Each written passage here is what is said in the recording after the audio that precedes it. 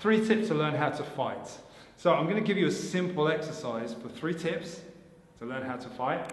It's a really simple exercise actually, because one of the things you're going to have to learn how to deal with in a real fight is headlocks and haymakers. Why?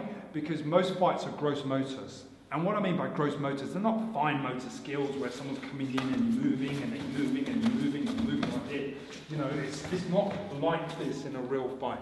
In a real fight, you've got this situation where the person's really swinging, bang, and really clubbing at you. They're what we call gross motor actions, and that's where headlocks and haymakers come into play. And it's actually very, very realistic, okay? So most of the time people say, yeah, but there's no buts about it. Haymakers usually lead into headlocks because as I throw the punch, I bounce off his head, it gives me an ample opportunity to grasp and get hold of his head and get his head down and start punching him. So I've got a really simple exercise that I do with my guys. And the idea, and bear in mind it's an exercise, okay, but I'll put it into context, is we usually start with the arms on the side of the arms like this. Now I know some of you are going to say, yeah, you should never touch a guy in a real fight. Look, this isn't a real fight, this is a training exercise, so let's just be clear on this, okay? What I'm showing is for you to understand the gross motor actions of the way people's arms move. So this is the tip, this is how you're going to put it into your fight game, this is how you're going to learn how to fight.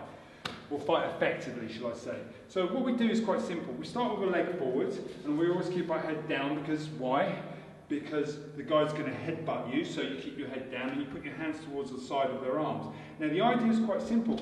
What the person's going to do is just try to slap you. They're going to take their hands and going to slap around on the side of the head. So as they try to slap around the side of the head, you're just going to try to stick to the arms and stop them from doing that. So he goes to the other side, go to the other side. So you're going to stick, go and stick. So really put a little bit, there you go.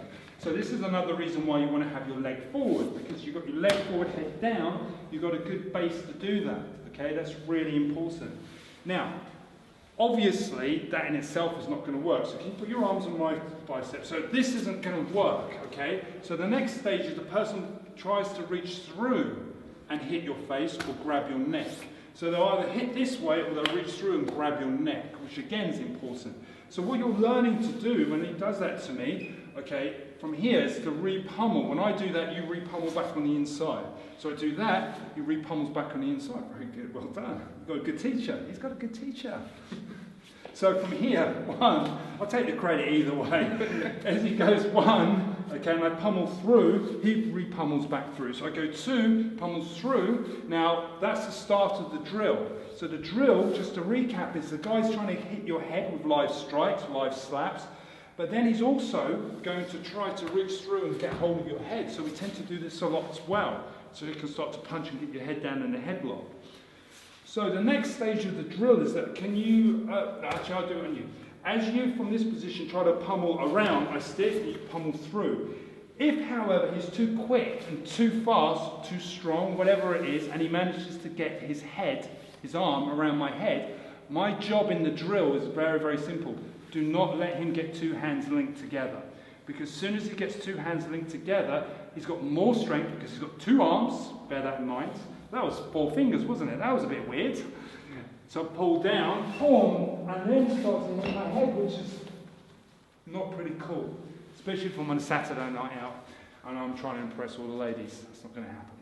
So, what I'm always trying to do is, as the person's going around, and if he's lucky enough in the drill, I'm keeping it, and I'm keeping it stuck. And those are my tips for keeping this going. Try it, let me know how you get on in the comments. Thanks for watching.